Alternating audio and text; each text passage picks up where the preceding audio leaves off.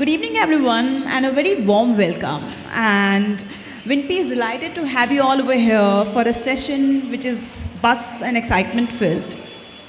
And I would like to add, it's great to be back here in Bangalore again. Thank you all for taking out time and coming to this event. I, Kiran Sharma, along with Vidya, will be your host for today.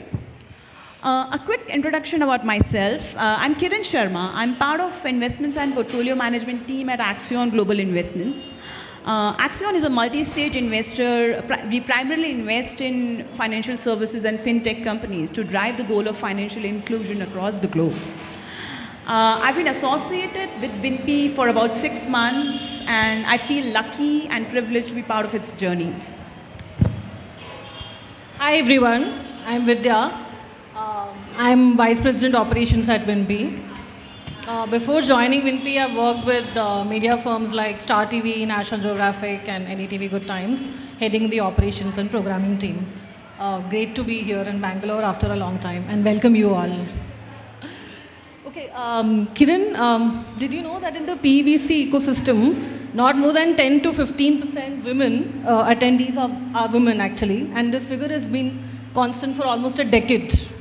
Yeah, I know, this is very dismal. I mean, seeing room full of women, I want to congratulate each one of you for claiming your space and giving due importance to networking. May these connections that you make for this event and as well as for other events at Wimpy do follow through. One quick question, is the audio okay, or should we? It's fine, right? Great, okay. Yeah. Okay, without any further ado, let's begin with quick introductions and context. I'd like to first give a brief introduction about Wimpy. Wimpy is a one-of-its-kind not-for-profit setup with objective of enhancing gender diversity within investing and entrepreneurship, increasing the participation of women as investors and entrepreneurs. Wimpy uses a multi-pronged strategy to achieve its objective, with an emphasis on building the ecosystem to support gender balance. It offers resources for women, including a one-on-one mentorship program run in partnership with Russell Reynolds, networking, creating career opportunity at PVC firms, career boot camps, and masterclasses. Launched in February 2020 at the outset of the pandemic, Wimpy has already organized more than 35 events that attracted approximately 4,500 registrants and were polled with an average satisfaction of score of 96%. In parallel, Wimpy has brought together PVC firms and PVC-backed companies committed to achieving gender balance to form a common agenda. With these firms, Wimpy is achieving outcome-oriented changes in practices and policies targeted at making the work environment equitable and transforming the culture in the ecosystem. Wimpy members include DFIs, large pensions, global and regional PVC firms, and leading advisors. I mean, wow, these are the things that prompted me to join Wimpy as a volunteer. Now, introduction about today's event, which is Sheshines. So Sheshines is an in-person networking event for women in investing and entrepreneurship ecosystem. Right, we conduct events in Mumbai, Bangalore, as well as Delhi, and we plan to and we intend to do much more such events going forward. Okay, so that we can have opportunity. The reason we do these events is that we can have opportunity to expand our connections as well as deepen our connections through regular meetings. Now, here I would like to add that importance of building strong networks cannot be underscored too much.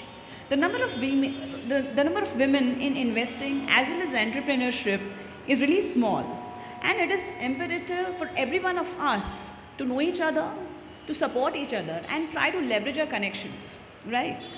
Apart from that, Sheshine was born out of Wimpy's desire to encourage women to meet old friends and make new ones. And in addition to that, engage in valuable and candid conversations with our industry colleagues. Thank you, Kiran.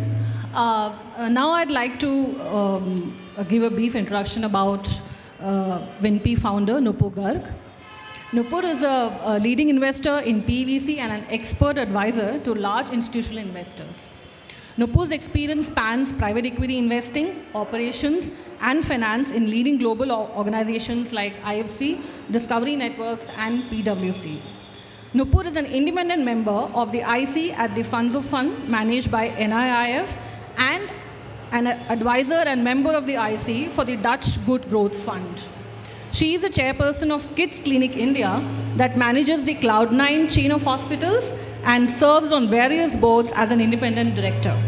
She has been an external expert for the 10,000 crore Government of India's Funds of Fund for startups and advises fund managers on a selective basis. Nupur has several recognitions, including BWVC World's Most Influential Women 2022, was listed among Forbes India W Power, Self-Made Women 2020,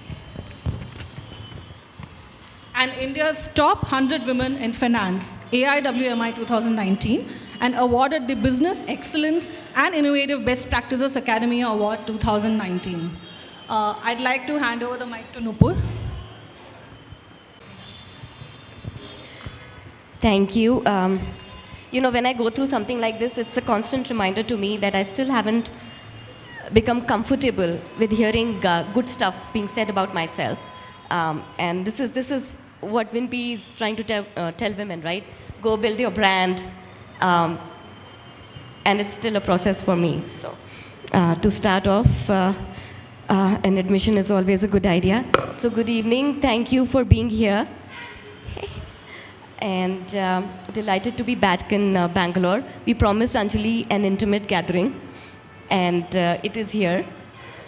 You've heard about WinP. I think I just want to pick up one theme that Kiran had brought up earlier. It's about women coming out and claiming their own place, their own space. And that is something that has been, I think, literally eating at us for a very long time. And that is something that we continue to see women don't do, right? I mean, very few women who protest against tokenism, very few women who call out discrimination, very few women who make the effort to step out of their comfort zone and say, I have an equal right to be at a place, be seen in a certain way. I have an equal right to that deal. I have an equal right to that portfolio. And, nobody can do that for you. And sometimes at WinP, we say we are creating a space for women. This is a safe space for women. This is a platform for women. And we are getting private equity and venture capital firms to pay for it. So it doesn't get better than that, if you ask me. But then, when we see women not taking advantage, then it starts to bother us and say, what else can we do to, just help women understand that opportunities don't come back. When an opportunity is there in front of you, just grab it, just make the most of it. And, at worst, well, you'll have not the best experience, but that's fine. You'll learn something from it. So, yeah, I mean, that's the one thing. I'm glad we are here, and so delighted to see you all. I will make a small pitch for that standee there. And again, taking up from a data point that Kiran shared, on an average, women attending private equity and venture capital industry conferences are about 15%. And yes, we've lobbied with the IVCA, and IVCA has taken it to a different direction. So now, but what we are doing in March, on March 10th in Bombay, is a full-day VCP technical conference with women as attendees. Speakers are gender agnostic because we are calling the industry leaders and they can be both men and women. But we will not have panels. Each one of our panels will be diverse. And that has been a wonderful discovery for us, that there are enough wonderful senior women out there to inspire us. And we can easily have panels which are all women, right? Instead of panels which are on all men. So we are very excited about the conference. Please do come. And in the evening, we are also doing the WinP Awards for the industry, recognizing firms and individuals who are doing real, tangible work when it comes to creating gender balance. So please do join us in Mumbai. There is a QR code there. and you will be receiving emails from us in any case about the event. So that's my pitch for the day, and thank you very much. I'll hand this back.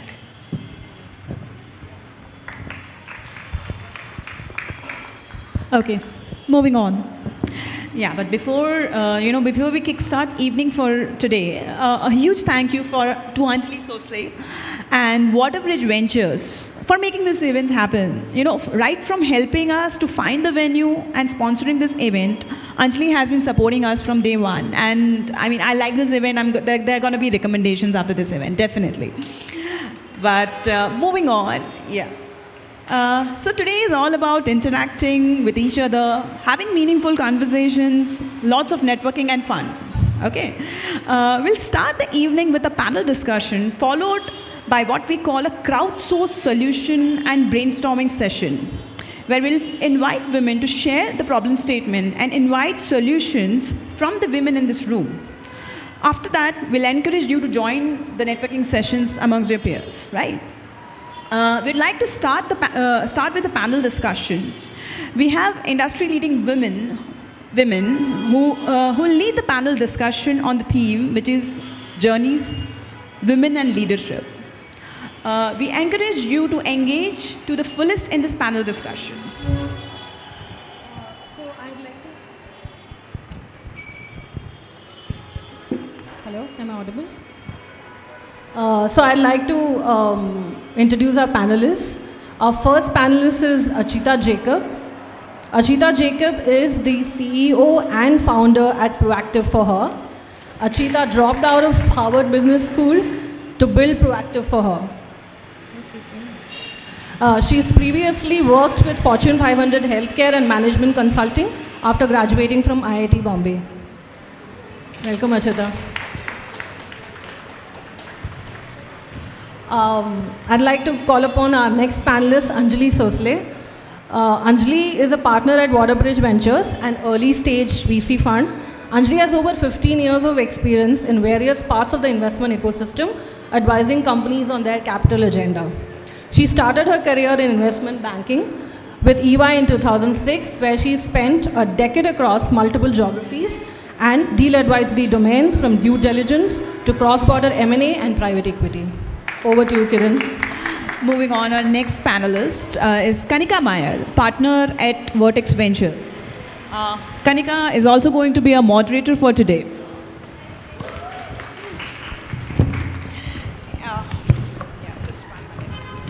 So Kanika has 11 years of experience across venture capital and growth stage investing. She joined Vertex in 2020 as a part of India investment team. At Vertex, Kanika has led investments in consumer, health tech, agri, B2B and other sectors, where technology will play a pivotal role in scaling and achieving strong economics. Prior to joining Vertex, Kanika was investment officer at International Finance Corporation, where she focused on investing. Our next panelist, Nritya Madappa. So Nritya is Head of Growth and Capital Development at 314 Capital. In addition to supporting investments, top line, and capital growth for its portfolio companies, Nritya works closely with global institutional and strategic investors to drive growth for portfolio companies. Over her career in US and India, Nritya has led global teams across technology, finance, real estate, education, and economic policy. Over to you, Kanika. We're all super excited to be here and to be chatting with you. Just a reminder that this is meant to be a very open and candid session. So just feel free to chime in if you have any questions and be as participative as you can be. So the intention is not just to listen to these wonderful women, but actually have a conversation with them. So I'll kick it off, but please do participate and interact with all of them. All right. Okay, so I think I want to start off by saying that we have three very unique experiences and journeys in the room, right? Just starting from Anjali, you've been in investment banking, then you jumped over a couple of different roles, and now you're actually setting up a VC practice from scratch. in a very competitive market. And across all your different jobs, you've been in very male-dominated industries. So, would love to hear about your experience. Then Achita, on the other hand, you're a single founder, very, very young. You literally dropped out of college to start a business. And again, you're working in a sector which has been very traditional, trying to build a disruptive business model and also disrupt a lot of norms in Indian society about healthcare, about women, and about really how women should lead their lives. So we'll talk to you more about that. And Nutya, I think amongst all the people in the room, you've maybe spoken to the most number of leaders and CXOs and founders as a part of all the different work that you've done. So you actually had a taste of very different styles of leadership, and you've actually been a part of many other leadership journeys. So I think we'll try and learn from you and some of those experiences. Okay? So we'll start off with maybe a little bit something personal from your life. So maybe a life moment or something which you experienced which really helped shape your career and really brought you to where you are today. So we'll start with that, and then we'll take it forward. So Anjali, starting with you. Thank you. Thanks, Kanika, and thanks to Nupur and Vinpi. Is this mic no? Somebody to hello? Okay, I just need to speak louder myself. So we'll wait for the famous Namma Bengaluru, metro to pass us before we get started. But I think very similar experience to what Nupur said in her introduction. I think I'm guilty of also being entirely conditioned to being so stoic and being so unemotional in meetings because of I think it's an occupational or professional hazard of being in investment banking that I never really thought about questions like this or deeply introspected about how I felt in very male-dominated professions until I think very recently, or maybe much later on. Until I think, at least for me, I've had a few moments. People, some of you who I've met before and know me, for me, a big inflection point was when I went on maternity leave and realized I was the first person to do so in the team. So no one knew what to do with me because they hadn't had anyone who was pregnant in the team. I was very fortunate to have a very healthy, and I worked till my 32nd week, I remember, and I was very proud of it, and strangely so. I'm not proud of it now that I was proud of it then. And but then I had the most difficult, hard delivery, and that kept me out for a full year. It took me and my child a full 6, 7, 8 months to just be healthy, and so almost a year to come back. And I think so that was my I think wake up moment where I realized that I was having first time conversations with everybody at the workplace about what it means to come back. How can I come back? I can't travel. I used to travel Monday to Friday about 40 weeks a year. So it was impossible to go and win business or do global deals. And so I had a few recommendations. You could do L&D, which is where they normally send you when you're not a revenue earning resource. Or they were you could help with recruitment, and or you could do internal reporting. So I think you're thrown a few options, but that's when you realize that because there's no precedent, many a time you might just have to sit down and think through for yourself, what kind of a role that you need to carve for yourself, given that you come with a particular skill set or come with a set of interests. So I think that would be a very personal journey for me, because I think up until then, I worked with Ernst & Young. They're a large global billion-dollar organization, so you assume that they have the best policies, the best practices, but I always feel that until you experience a situation yourself, you always take a lot of these things for granted. So for me, it would be that, yeah. Okay, Achita, what about you? And I'd love if you could, also talk about the fact that, you're very young, but you're still managing a large team and a tough business. So, how does your personal journey feed into motivating others as well, right? And how do you build that personality where people can trust you with their careers, and they trust you enough that whatever you think is the right way forward for the company, they actually are working with you. Yeah, thanks, Kanika. For those who don't know, Kanika is actually like family. Vertex has invested in our company, so probably very familiar with each other. And I feel somehow it's easy to be honest with strangers, and I feel like I have a family member in this. I'm actually not that young, and I think I've definitely aged a lot. I've counted at least 50 gray hairs over the last 2 years. So being a founder is a great way to have great hair and skin. I don't have, I think, something wise to say today, so I'll try to be honest. I think one of the things that I've struggled with is I consider myself a very coachable, open-minded, introspective kind of person, and I've always been that person. And I've seen some traditional metrics of success. I graduated from IIT Bombay, got into a great management consulting firm, was the top performer at a Fortune 500 company, had great relationships with all of my bosses, always had that appreciation. And in most of those situations, being slightly introspective and saying, am I really doing the right thing? Should I be listening to someone else? Having a healthy dose of self-doubt has always been good for learning, good for improving on my own self and just like personal growth.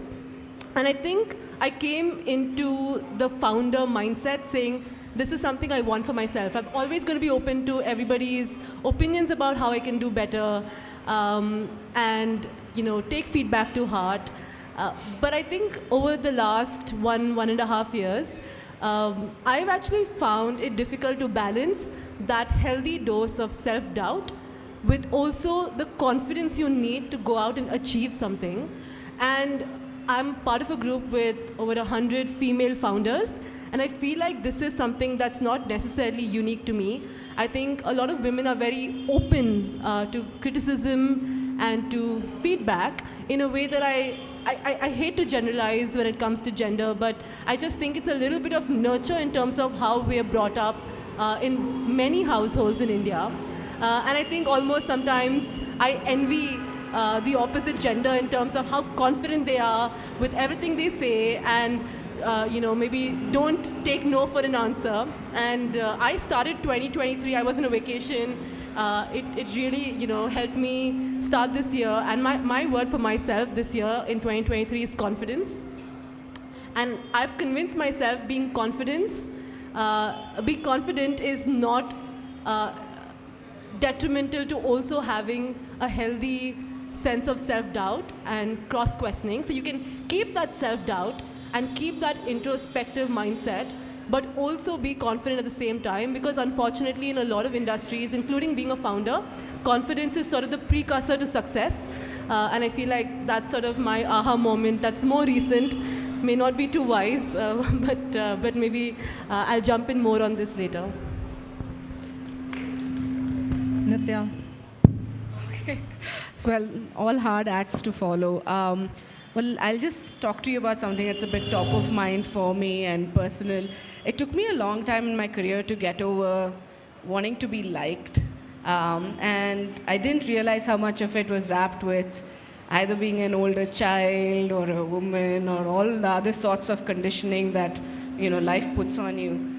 But when you're aspiring for and you're in leadership roles, being liked is something that all of us want. It's always good to, lead your people with that gentle hand and I hate that word, but nurturing hand and all of those things, right? But I realized about 3 or 4 years ago that not just the men I led, but particularly the women I mentored and led, were taking a lot of that for granted, but actually abusing it to a point where if I called them out on something completely justifiable, it was so completely dramatically different from the way I usually behaved that their reaction to it was very severe, right? So essentially, if I call them out on something and my male peer called them out on the same thing, it would be a different like reaction, and you can say, yes, oh, it's because I'm a woman and they see women differently, but in a lot of cases it was sort of a hole that I had dug myself into because of that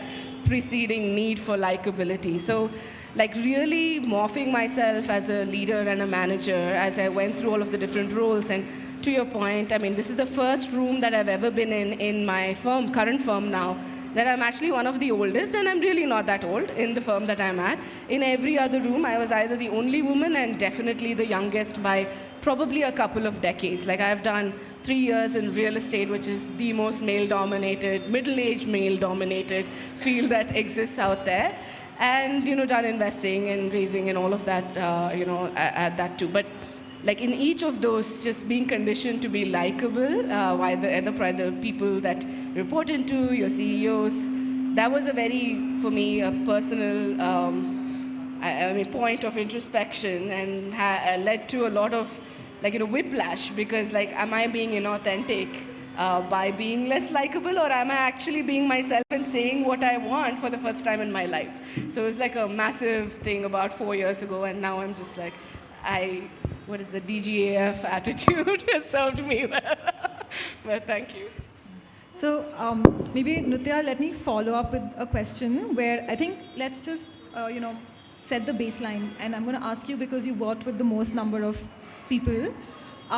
Is there really a perceptible difference between men and women, especially at the leadership level? Because there's a lot of different thoughts out there, right? One thought is that, you know, everyone's the same, and therefore, you know, the way you treat men and women in an organization or as a founder or as an investor should not change. And then the other school of thought is that no, you know, women are fundamentally different biologically, through social construct, through, you know, certain abilities, and therefore it's okay to be different, but then if you're different, you have to recognize that and kind of, you know, be a lot more mindful about it. So because you worked with so many leaders, you're still working with so many founders in the ecosystem, do you really today see a perceptible difference? And if so, you know, how would you kind of classify that, and, you know, just maybe get your perspective on that first?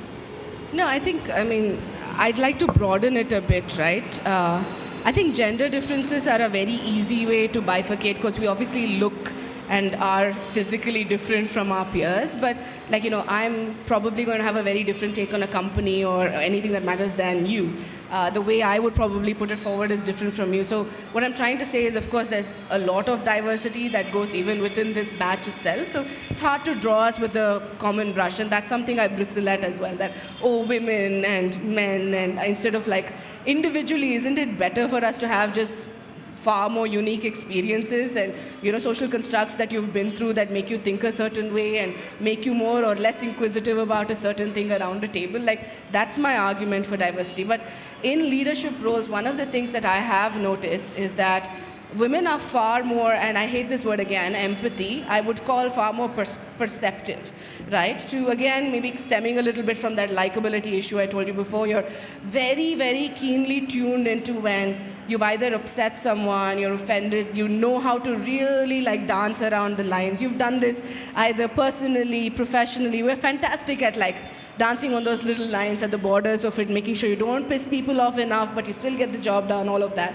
We're fantastic at that. And that makes me incredibly good at my job, by the way. So what I realize is like the differences that you identify in yourselves can also become what make you, like they are your superpowers, right? So it's not about you being more empathetic or whatever, but really honing in on what makes you different in a specific room, like has been my superpower. To the point I made, I've weaponized what makes me different, like as a woman, and some of it is like I just realized more than my male peers that I would get a certain, like, you know, type of conversation I would have with my peers. I'd get more information or less information or different kinds of information when I sat down with people in comparison to my male peers. Or I would have a very different type of reaction, or I would be fantastic at damage control because I was, again, really good at dancing between those lines to protect myself, and hence I can actually see both sides of an issue better. So honing in on that, just there are very, very unique forms of leadership, but I do not think all men are also equal, all women are also, and we're very, very different, definitely. But building and identifying that, like what we did well at our firm, and finally I'm at a place where I feel extraordinarily comfortable, is identifying that like you just don't have to play by a certain book, and culture doesn't mean like a monolithic person replicated 20 times into the same firm who looks, feels, sounds the same way just so you can make decisions faster. It's how you make the best decision and getting all those different views into a room. So I know it's a long-winded, not a straightforward answer. You gave me two options, probably created a third in the middle, but yeah, that's what I feel about that. And Anjali, from your perspective, right, because you're working also evaluating a lot of founders, and I think we have a lot of young founders in the room. So just from your perspective, I think even what Nutya is saying and what even I've experienced is that every founder is unique. So you're better off evaluating a company and a founder versus the gender question. But do you see a perceptible difference either in your portfolio or in the companies you evaluate, or maybe in your team as well? That's borrowing your mic. All right. I think I was going to say it's a kind of a trick question, but I'll just do a quick raise of hands and ask how many founders we have in the room. I think as a VC, it's important to know your market, so. All right, so, and the rest are all funders, like fair to say from the investment community, raise your hands. All right, more on my side then. But I think it's a tough question for two reasons. One is, as we were discussing offline, Kanika, and I think it's, if you look at absolute numbers, there are like far and few like women starting up companies in India today, and since 2020 we've been tracking these numbers as well at Waterbridge, and it's typically 7% of the pitch pool that comes in, which is like a female founder, any member of the team, even as part of like a gender diverse team, right? So when the selection set and the universe itself is so small, and then to have to pick out of there, that's to begin with a challenge in itself. And there are obviously issues that you come across in terms of why aren't more women like setting up companies and going out there and like building an ecosystem. And I think even there you have to go back to how many women graduate from higher education universities. You literally have to start from there in our country, unfortunately. And along the way, the ecosystem is just not there. Like, we're all lucky to have WinP today, but 10 years ago, 15 years ago, we just didn't have this ecosystem. Even today, I feel it's just the very beginning, and probably in 10 years, better like higher education, like literally better higher education graduation rates, more women in the workforce, and then therefore hopefully more women who will take that risk to become entrepreneurial, and those numbers will change. But where I sit today, and just the sheer number of deals we see between men and women, I just feel it's not fair to even debate the comparison question because the sample sizes are that small. And that's You're escaping my question. No, but I think the other point is the choices of sectors, and that's something we've discussed before, right? I think women tend to pick sectors where they have experienced the problem themselves, right? So you're trying to solve for a problem set that you have experienced yourself because you're closest to that, and every entrepreneur should only pick problem statements that they're closest to, because you have to spend a decade or more of your life building this out. So if you're not close to the problem, there's no way you'll have sustenance. There's no way that you'll just last this entrepreneurial journey. And as a result, because you don't have enough women on the other side evaluating those opportunities, more often than not, these opportunities are either dismissed as niche or too small, not scalable, not important enough. But only when taken in the literal sense. I think I was recording a podcast last evening, and one of the questions I got asked was exactly the same, and the way I answered, and I'll just repeat that answer here, was when you just take household spending, right? In a typical Indian family, when you look at household spending, I feel, and most of those decisions, like 90% of the decisions on where to spend household family income is influenced by a woman, right? Like whether it's which school your child should go to, which after school classes your child should go to, where you take your vacations, where you shop your clothes, where you buy your groceries, which house you need to buy, which locality you need to live in. And for me, that's all of Indian consumer spending. Like on one side, we're all building theses on consumerism and consumer spending and domestic consumption, but all those decisions are actually driven by, or significantly influenced, let's say, by women in households.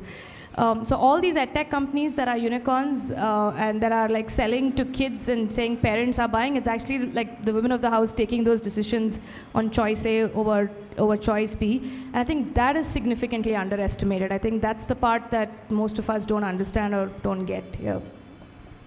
Yeah, I think they're like Nritya, you were saying women are more perceptive, right? And just the fact that we don't have enough women in product teams or tech teams. I think a lot of founders reach out because they're not really building features for their core influencer or their core base, right? And I think women-led companies, they fix that problem a lot faster as compared to only male-led companies. So maybe one more question for you, Achita, because I think you picked up, you guys can hear me, right? You picked up on a very important point, and I think broadly, women, in an exactly similar setting, women do tend to lack a little bit of confidence as compared to men, right? And at least I've seen that right from your business school interviews to your job interviews, to founder discussions.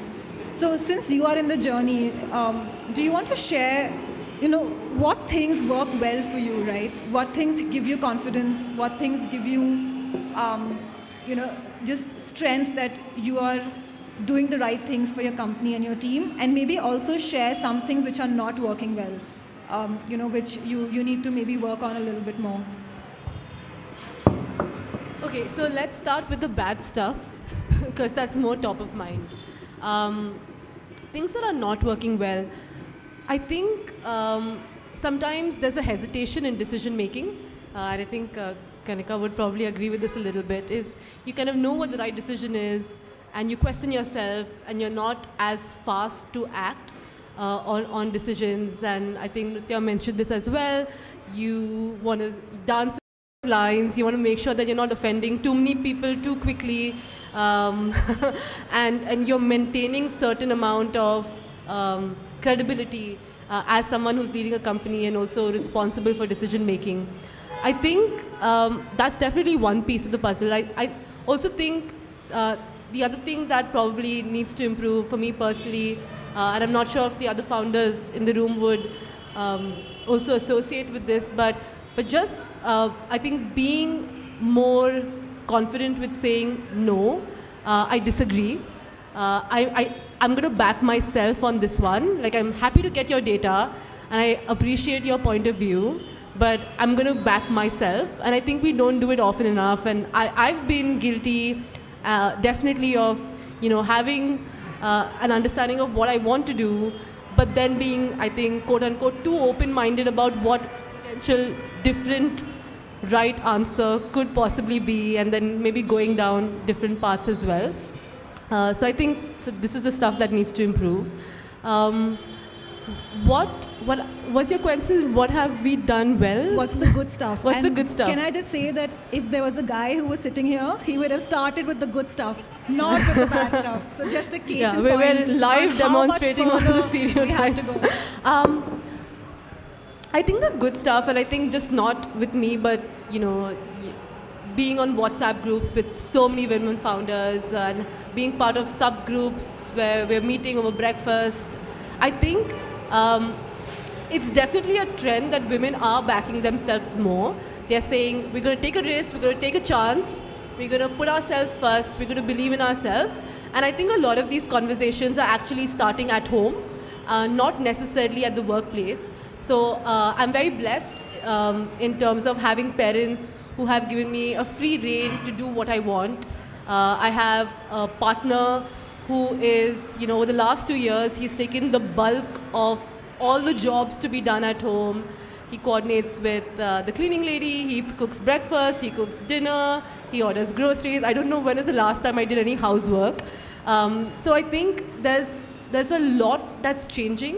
And initially when this dynamic, because in the initial part of our relationship, I would pick up more chores. And then I think for the last 1.5 years, he's picked up 95% of the chores. And initially I was extremely apologetic about this.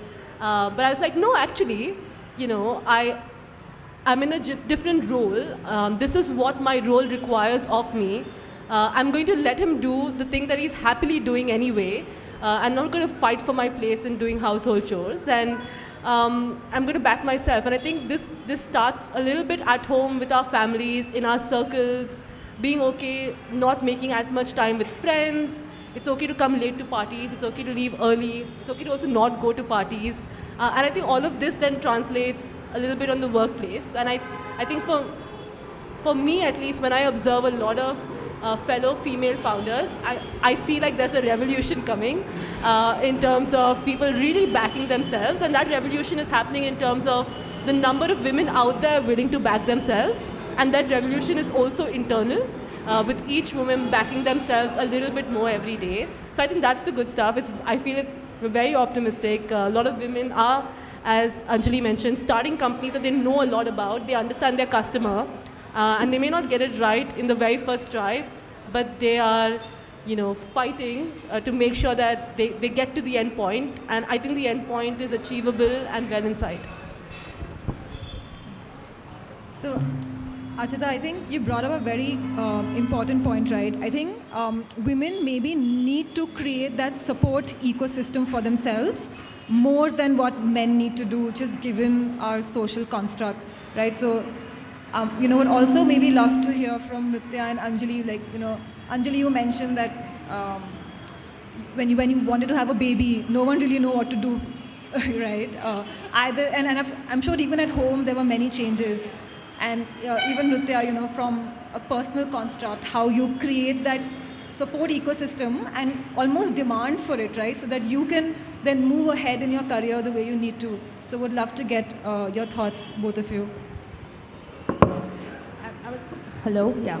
So I was having breakfast this morning with one of like 3 of our founders, and telling them that gentle, they were like, that flown in from Bombay, and like, what's the plan? I said, I'm going and speaking at this event later on, and there were 2 men and a lady, and I said, do you have any message from the founding side that you want me to, you know, speak about, what part of the journey has been the hardest? And I'll try to empathize, being like on the dark side. And surprisingly, they said 2 things. One was actually we significantly underestimate the amount of personal sacrifice it takes from our loved ones and like from our family when you set out on this entrepreneurial journey, and we often fail to acknowledge those sacrifices that the folks around us have to make, and just like whether it's stepping up and doing 99% of the household work, or whether it's you know, having to you know, get your child like dropped off at school every day. It could be in different shapes and forms, but I think we do underestimate the amount of personal sacrifice. And I couldn't agree more. I've worked with very large companies, I've worked with startups, and now I'm, you know, we're 13 of us in total, and that is true. I think I significantly underestimated the amount of like you know, effort, energy, and time away from just home it's going to take to be able to do something like this. I think that's something that I keep dealing with on a daily basis. I don't think I have a playbook yet, at least, but it's something that you keep evolving, but you keep realizing how hard that is. And I think when you do is when these lovely communities get formed, because you end up meeting all these wonderful folks around you who are just going through that absolute like same journey, and then you realize that this is, you know, hard for everyone. But the key to that is finding that community, finding that circle of trust, because you are discussing your most like deepest, darkest, like, you know, whether it's an insecurity or whether it's self-doubt. You don't know whether this is going to work out for you or not. You know, we were kidding earlier about how our dads used to look at us and say, when are you actually making that money that you say you're making, and that's why you're doing this? So I think it's like, fund cycles are 12 years, Dad. So this is like, but I think that's one part which is very hard, and I don't think it gets easier. I think the point I want to get across is, I don't think we should keep looking forward to that time or day or moment. It's like parenting, right? The first 1 year, everyone goes, the first year is the hardest. Like, just get through the first year, and then, once they stop feeding, they're damn easy. You can give them off to somebody else, and then but it's not true. It's the same with being at the workplace. It just keeps getting harder. The complexities are very different as you keep scaling and growing, even within organizations. And so it doesn't really matter whether you're on the founder side or funder side. It does get harder as you start climbing up, I would say. Yeah. I'm like the absolute worst person to answer this. So my answer to balancing or building support systems, etc., is just, I'm an army wife. My husband's never at home. I have one less person to look after. So I've hacked the way the modern marriage should work, which is your husband gives you space, not because he wants to, but he has to. And you get to build your own career in isolation and take 2 months where the entire firm knows that the husband's at home, and hence I may have to leave at like 6 p.m. instead of 9. But I kid. Everything that Anjali said is so true. One of the things I think a lot of founders don't realize, maybe even each of you as an analyst, is, especially if you're in a young fund that is being built in a country as difficult as India is with changing regulations, as you scale that, like, we're fighting our own entrepreneurship journeys while also trying to fund and find the best people. It keeps getting more and more complex on this side. There are new things that come out of nowhere, not just hit you, but impact like 80 companies you've invested in. So it's extraordinarily good work. It's very rewarding work, but it is also hard work, and we hustle at the same level. Maybe there are some VCs who sit on ivory towers and write checks from afar, but I don't think that's the way venture works either. So if you join this industry with that view in mind, you're sorely mistaken. It's very difficult. It will take your all time, and for you to be very good at anything in life, you have to give it your all. And to the point about support systems, I just want to make one point. Personally, I think having a partner who does support you, even from afar, and whether it is by not being there, I kid, but he's extraordinarily supportive. That's very important. The second thing is, you need to build your professional advisory board as well. And it doesn't have to be people, and most usually I would recommend not having people from work on that advisory board. Folks who check in with you, who remind you actually of the wins that you've done when you're only focusing on all of the things that have gone wrong. Folks who helped you navigate all of these different things, always are there to tell you things are never as bad as it seems, and you've actually done excellent work in a faster pace than anyone else has accomplished before. Have that, like, have people who are not just sounding boards to tell you everything that you may be doing wrong and your missteps, but folks who are rooting for your success throughout. And always rotate people through that board at different points in your life, but that is extraordinarily important support to have, especially as women in VC and PE, because you don't get that everywhere. Like, you walk into rooms full of men most times. I mean, my advisory board also has men, but it's hard and it's lonely. Find people within this room, find people outside of it, but make sure you have that in place, because it's kept me sane. So, Nritya, you brought up a good point about mentorship and guidance, right? And because we have a lot of young investors and founders in the room, from all of you, what are your thoughts on having a mentor? Needed, not needed? It's a theoretical construct.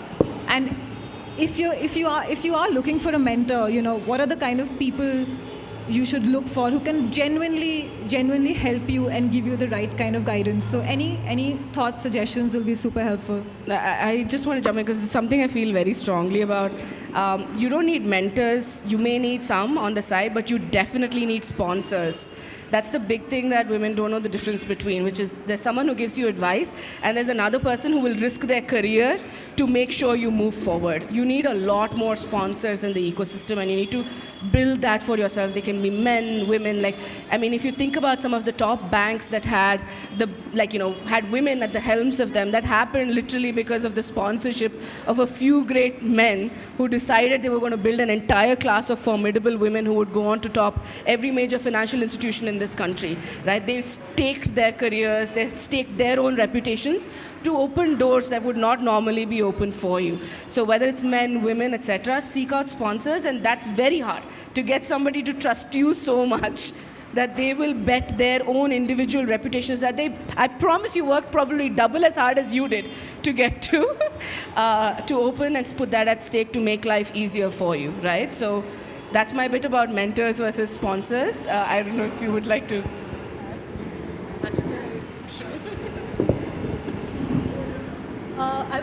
While I was thinking about this question, I had a funny thought. So a lot of my ex-bosses, when we were raising our first round of investment, I went to all my ex-bosses. I was like, would you like to put money in? They're like, of course we'd like to put money in. And so even though we had like, $1 million plus check from our first investor, all of my ex-bosses put a check into the company.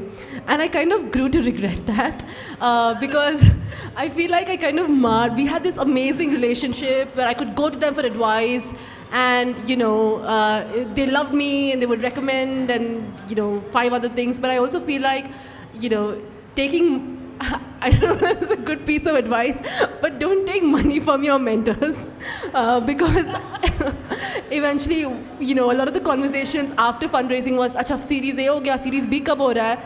And then they're so worried about that check size. It's top of mind, it's natural, it's human. So when you were talking about it, I was like, I don't know if this is applicable to anybody else in the room, but if you do raise around, every single person you like, don't take money from them. That's not necessarily the right strategy to go. I think one thing I'd love to talk about is peer mentorship.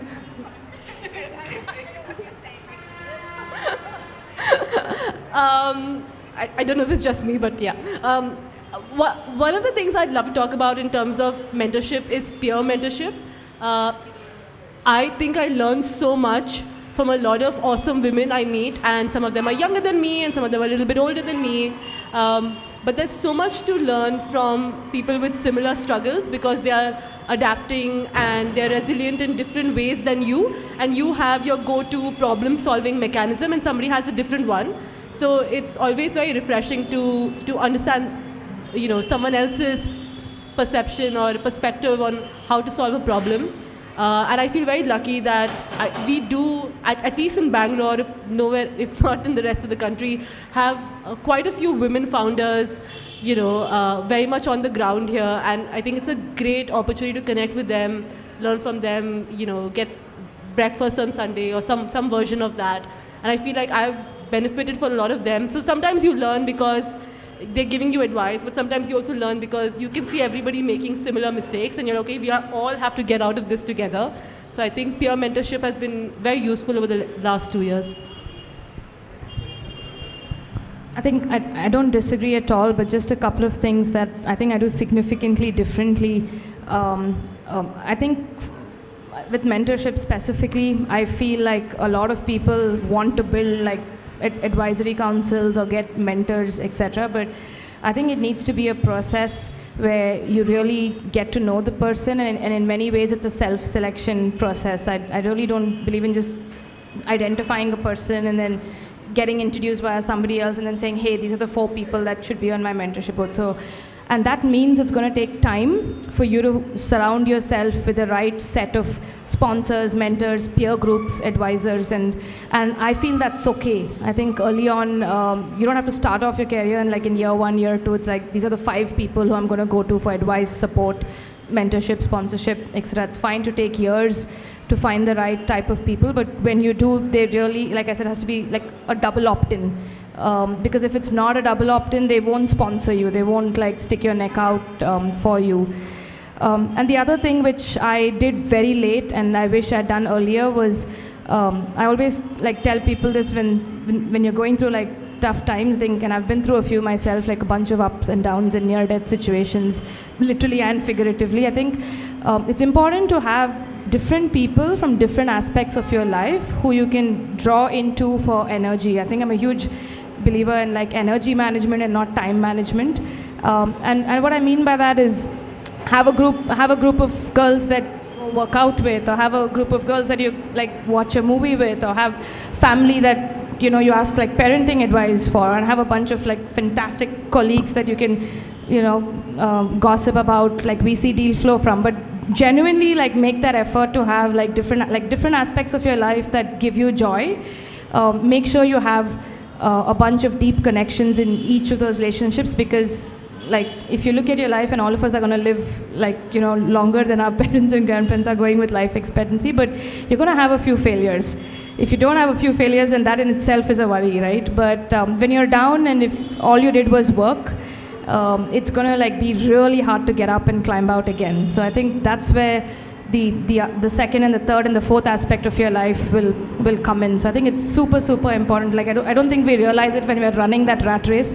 I'm fully guilty of like running rat races, but I really don't think I realized that. And then you suddenly have a day when you lost a deal, or you've like shut a company down, or you didn't get that bonus, or you didn't get that promotion, and then you're sulking the next 2-3 months, and then you realize that you don't have those other buckets to dip into. So start working on it like early and build those community of it, whatever your areas of interests are, but build micro communities in all areas of your life and not just work. I think that's one thing. And the second thing is, I think there are a lot of founders in this room, so I also want to address that principal agent problem that you have with being a founder and not really having seniors at work who could possibly mentor you, or even surrounding yourself with a group of peers within the workplace, and therefore you necessarily have to look outside. I think that's the other big challenge.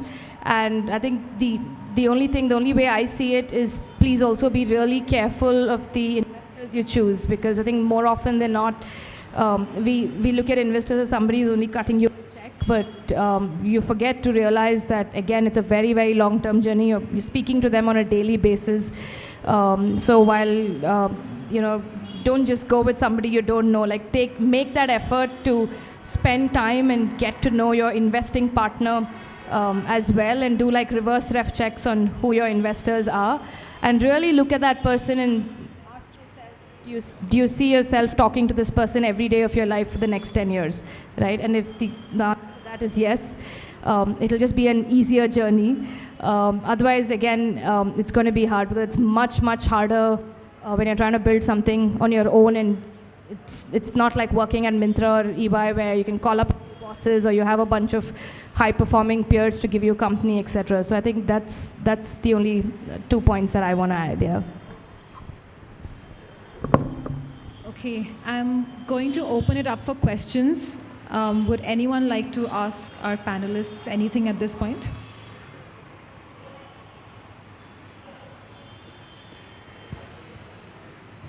Speak up.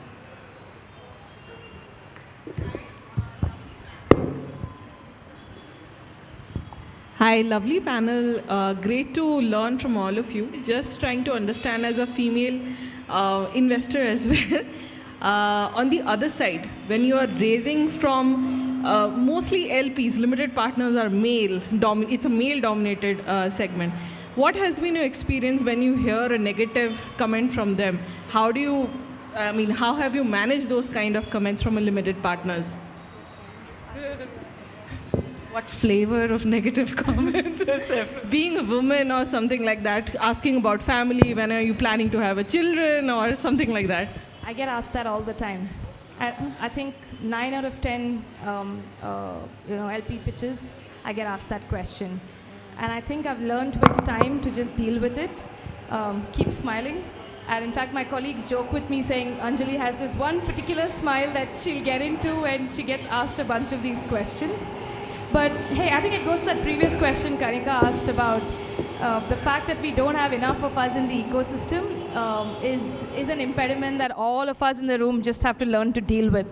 So while we are obviously all doing our bit to like build these communities of support groups and cheerleaders, I don't think we can fully escape some of this, right? So I think you just have to get very comfortable getting asked those questions, and just get, like, I have template answers for most of those questions. I don't like bat an eyelid. I've got asked everything from what my pay was in all my organizations in front of an entire IC. I've got asked questions on whether I want to have another child, got asked questions on what my husband does, what my parents do. So none of my other colleagues have got asked these questions. So I think you just get very used to it, and you just start learning to deal with it. I think it's going to that's going to take a while to change. Yeah.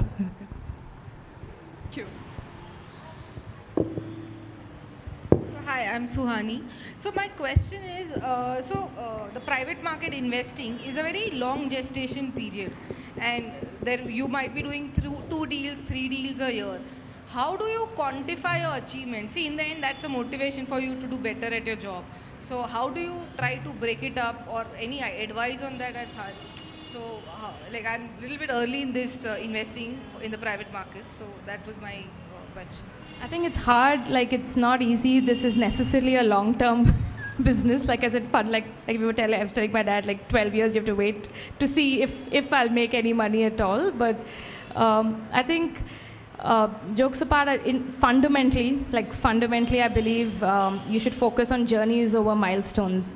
And what I mean by that is just focus on the quality of relationships you're building through this time, and focus on the number of like cheerleaders and sponsors you can gather along through this journey, because those voices are very like powerful. So I think focus on your founder relationships, focus on folks that you've worked with, and folks that like companies, even like companies that you've had to shut down in your career, like hey, you can speak to this founder and how, because if I ask you a simple question on like what's your earliest childhood memory, like what's your earliest childhood memory?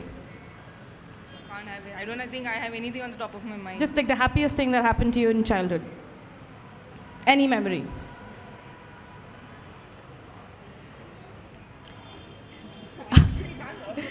Well, so I mean, the point I'm trying to make is no one remembers the specifics, right? So no one's going to remember the specific, check size you wrote, or the MOIC you delivered, or the business plan percentage, or your DAO-MAO ratios, or any of that. People are going to remember context, and people are going to remember how you made them feel, through that journey. So I think it's hard because we're also in a very high conflict environment, right? Like we are in an environment where you're constantly going back and forth and agreeing, disagreeing with our founders.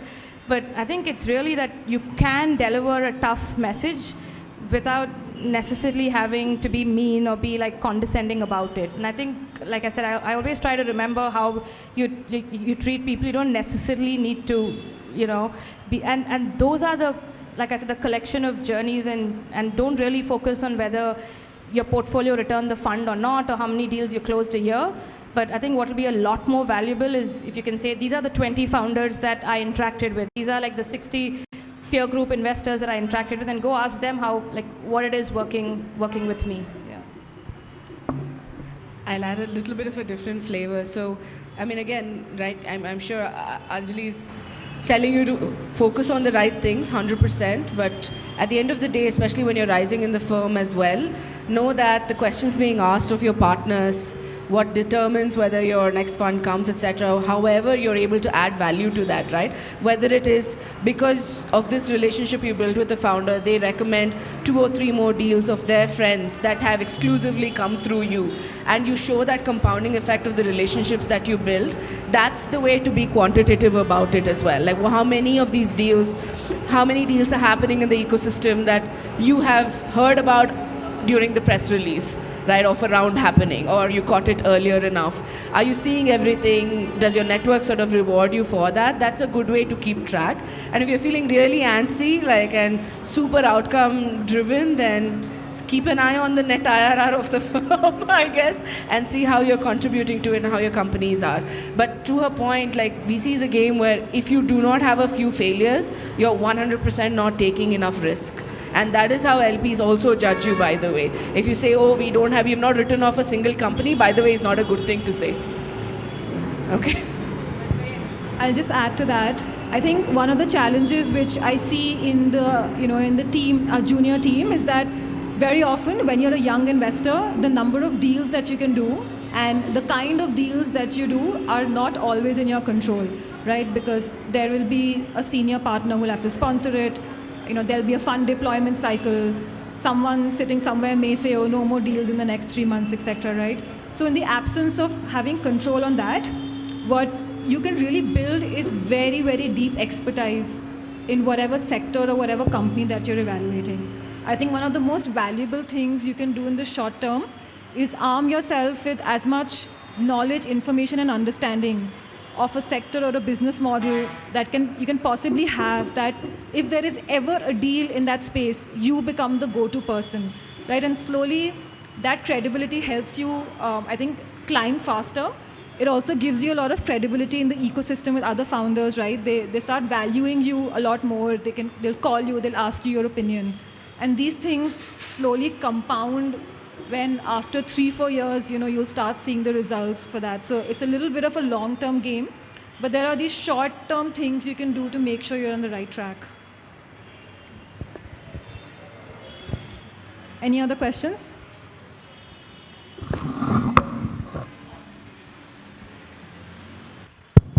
Hi, I'm Neha, and firstly, I think it's fantastic to be in a room with so many incredible women, and I think I'm going to ask a very, very obvious question. I think we can all agree that we need to fund more women, right? But I think, Anjali, like you mentioned, I think it's a more systemic problem. There's just not more women starting up. How do you guys think about that? Like, in terms of at least as an ecosystem, just supporting more, again, I hate this word, but women founders. Where's your head with that? To the point Achita also made earlier, I mean, this number is going up very dramatically. And in our portfolio itself, some of the most formidable companies that we have been built by women. So I don't know if you know, but the largest neobank for SMBs in the world is Bank Open, and it's led by 2 women, Mabel and Deena. And Deena, by the way, is the CFO of one of the largest fintech companies out of India. So there are extraordinary numbers of badass women. They are, for several reasons, whether personal or otherwise, not stepping out to take that plunge. Like, there's a lot that systemically also holds us back from the risks that we can take genuinely as women with our careers. Now, for us, like trying and building support systems that enable them to take that risk, cutting those checks, but also being aware and educating founders, especially women founders, of the stuff that's not coming to them because they're just, like, again, hanging with the bros who are all like speaking and breathing and eating like entrepreneurship all the time, right? It's like for instance, we're investing in a women-focused wealth app called Salt, and one of the big things out is women just don't have support. Like, if you invest in a stock, you don't really go out there and brag with your friends you did. Or, men actually do. They even brag about the losses they made and the risks that they took. And they have this community saying, oh, I lost this much, I lost that much. And really normalize risk taking, right? We need to form more communities where, for female founders, like, you normalize taking and normalize making a shit ton of mistakes on the way there. And as investors, our job is to support and not like penalize when mistakes are made, but to like very actively work there. So about funding more women, 100% priority. But one of the things I've seen is also it needs more women on this side of the table, which is, I think, a problem each of us at our firms are trying to solve to our own levels, and then also to see more of you take that risk, right, and come out here and build. Thank you. That was such a great panel. Thank you for being so vulnerable. I think that's always the hardest thing, and it's the most empowering thing for the person on the other side. So I'm an early stage founder, and I think we're just in the process of closing our first round of funding. We were very intentional about trying to find the right kind of founder, because I think it's a very monogamous relationship as a founder, and I think it's a little bit different as an investor. So we finally found, it's a little bit more polygamous, I suppose. We found we made sure she was a woman, we made sure she was a mother, because we're building a mom-driven app. And between us, we very quickly understood what we wanted, the kind of business she wanted us to build, the kind of business we wanted to build. The match was perfect. Then we get stuck with the gatekeepers, who are all men, who are like her lawyers and her CAs. And since then, it felt like it was a couple of days between us deciding things, looking at the future, intuitively making decisions, looking at some numbers. But then it's been a nightmare after that, with them kind of asking you all kinds of strange questions, putting in things that don't feel very fair. But she's kind of said, now I'm all in, this is the amount I'm giving you, this is the percentage I want, let's go. And since then, it's like a 3-month process trying to close it, because they keep on putting things. Is it just normal process? Am I putting a gender lens where there isn't any? Or is there a better way to handle it? Or I'm just unable to be like, what you said, no, I'm sorry, I know what I'm talking about. I'm kind of sitting there and trying to appease them and all the bullshit that I feel like they're bringing to the table.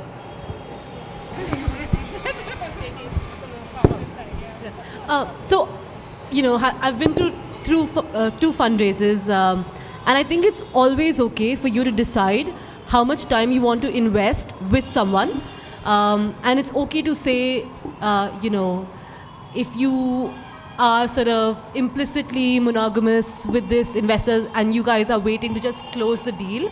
I think what I would do perhaps in that situation is say, I have 15 days or 2 weeks or 3 weeks to close out the loose ends, else I'm going to have to start talking to other people because there are other dependencies on this conversation closing.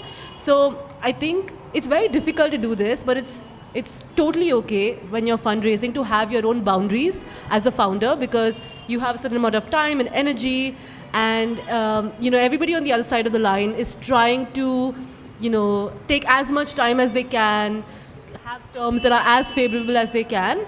So I think terms is different, because that's more about a strategic negotiation about what else is on the table and what better terms you have from someone else.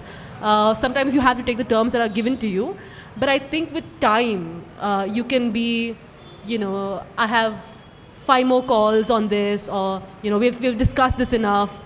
And I think it's worth your while to conserve your time, because if someone's taking a lot of time, it's not generally a good sign. Yeah.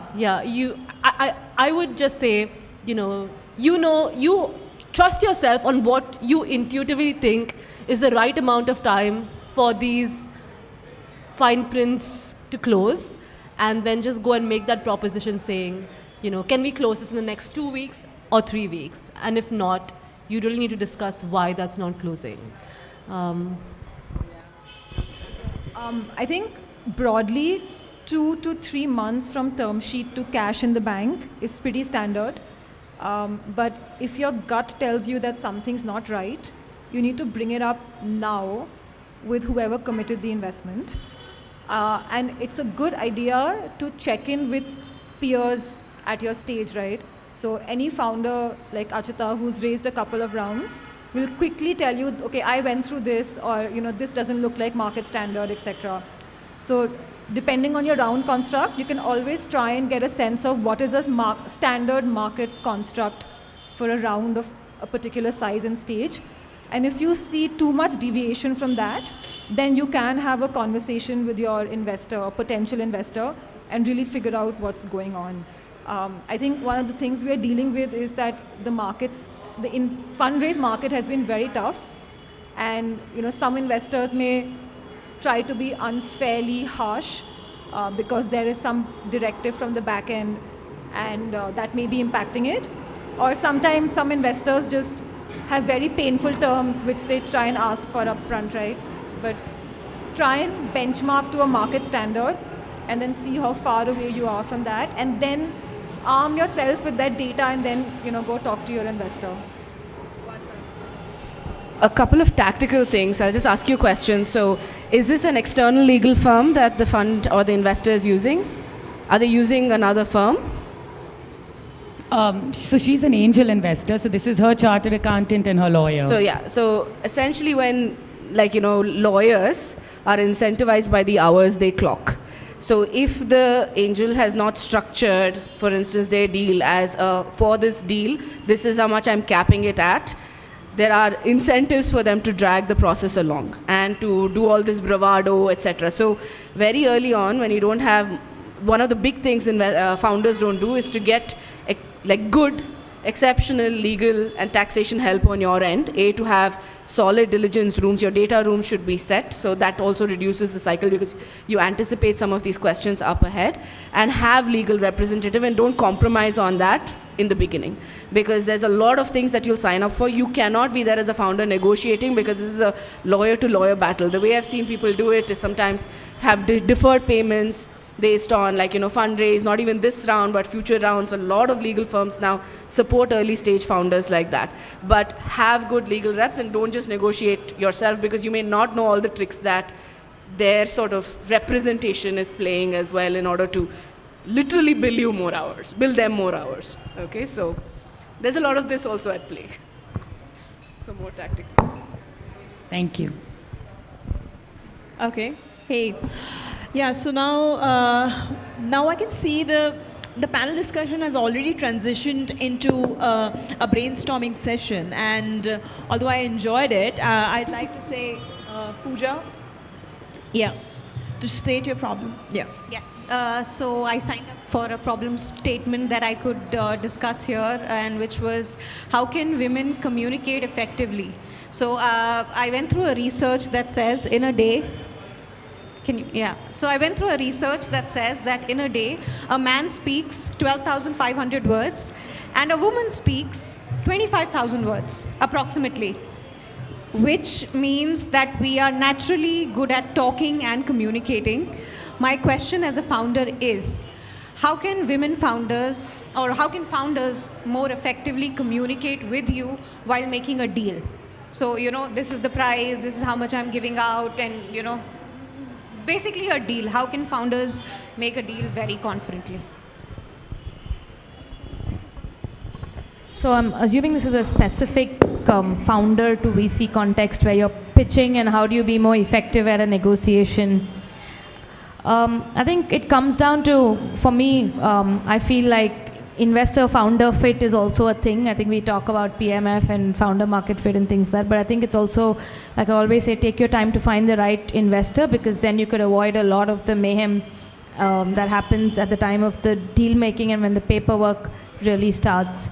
But always remember who the principal is, and make sure that you have a direct line of communication with the principal on the other end, or who is the decision maker on the other end. I think that's like super critical.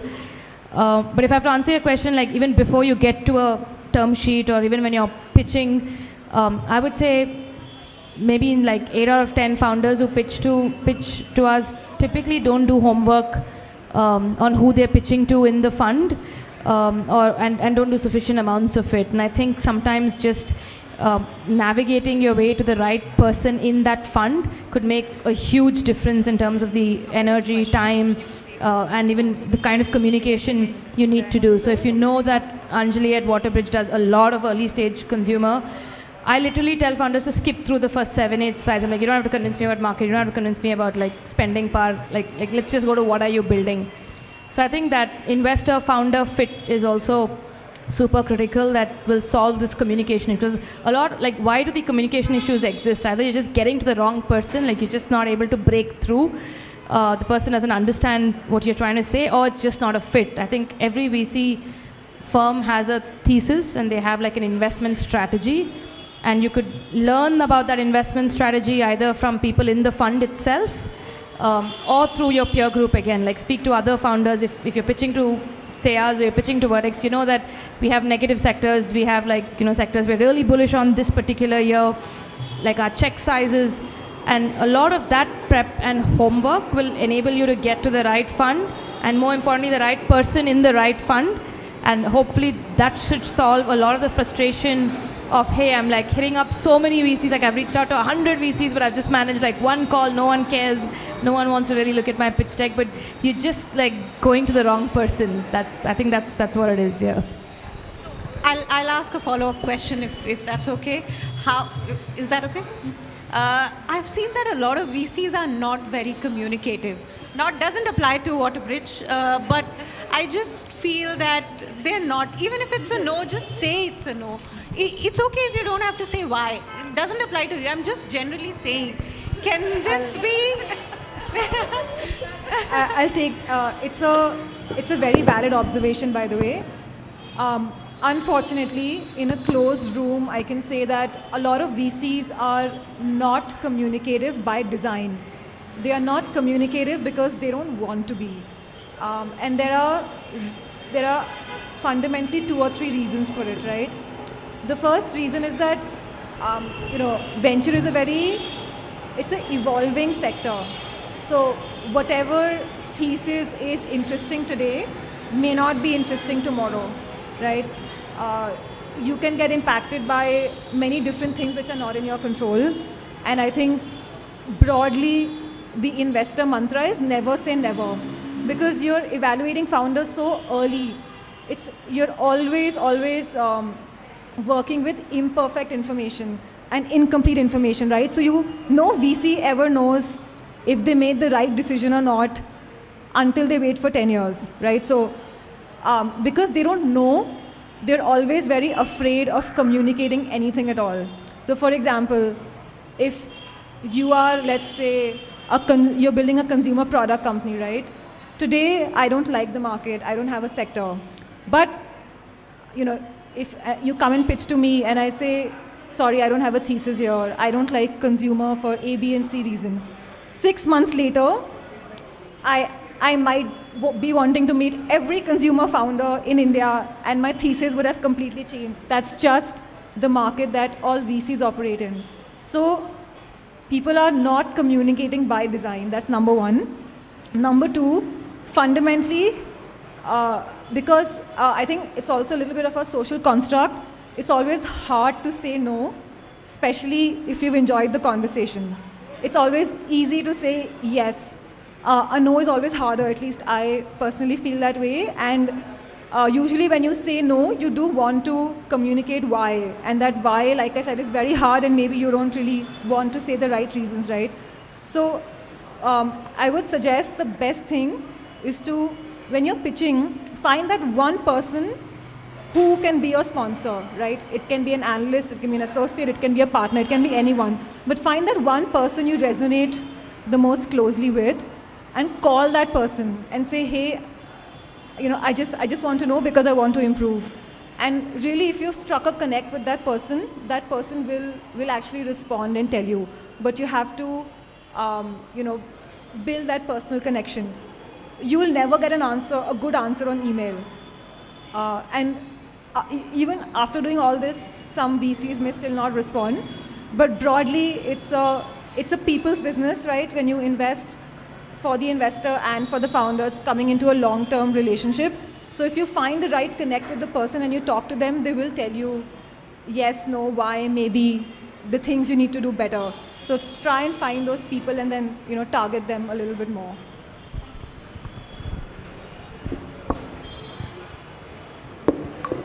I'm going to ask one question at cost of being cliched, okay? How to find a right mentor and sponsor. I know it's very vague, but then 1 or 2 points also help us, each one of us, to find a way.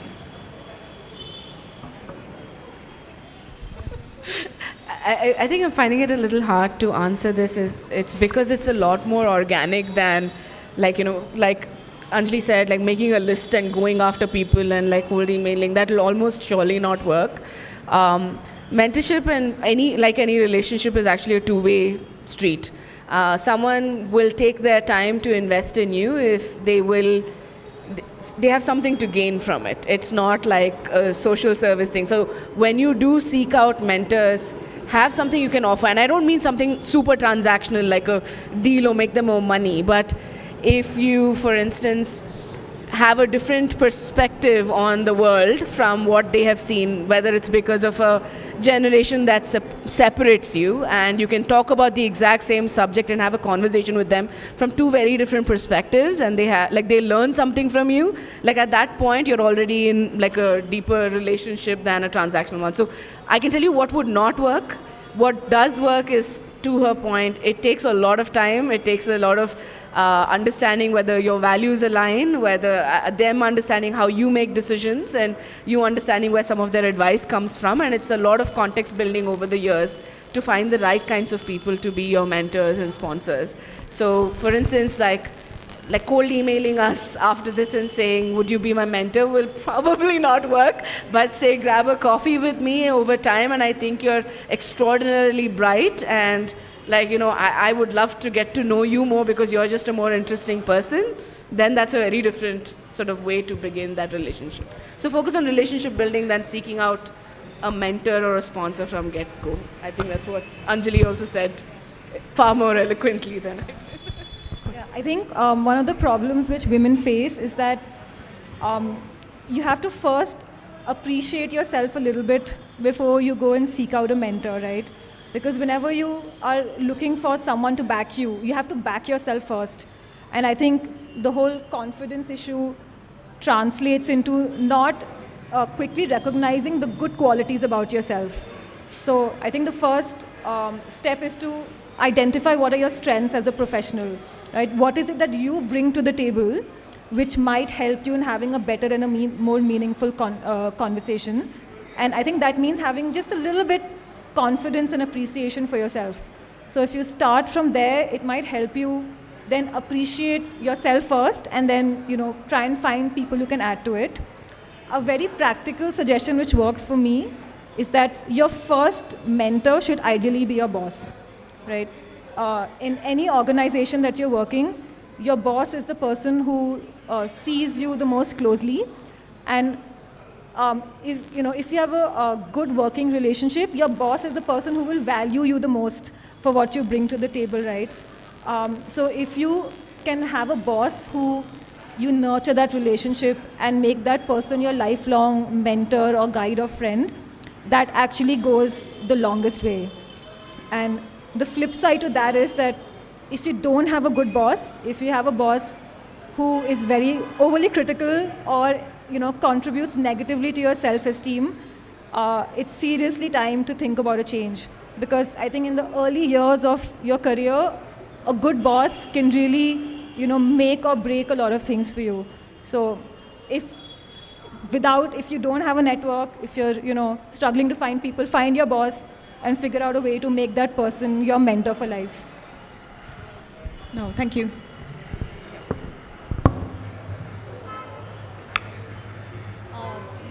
I want to thank for the insightful and wonderful thought-provoking insights, all the panelists, Anjali, Achita, Nritya, and Kanika. You've been truly wonderful, and thank you for taking our time and coming here. I'm sure this is going to go a long way with us. Thanks a lot.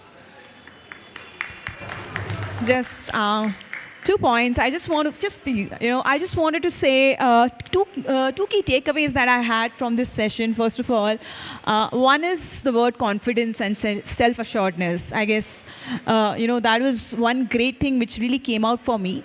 And another is developing a support system, whether it's professional, personal, or your friend circle. So yeah, those are the two great things. And huge round of applause for our panelists. Thank you. And we'd like to thank each one of you for participating in this in-person event. We hope you are able to draw insights from our panel discussions and brainstorming sessions. We'd also like to thank Achita, Anjali, Kanika, and Nritya for taking out time and sharing your journey with us. Please join us for cocktails and enjoy this evening and make the fullest of it. One more announcement I'd like to make is we're shooting testimonial videos outside. And we'd like you to come and give some sound bites for our social media and YouTube. Thank you all and enjoy the evening. Yeah, cheers.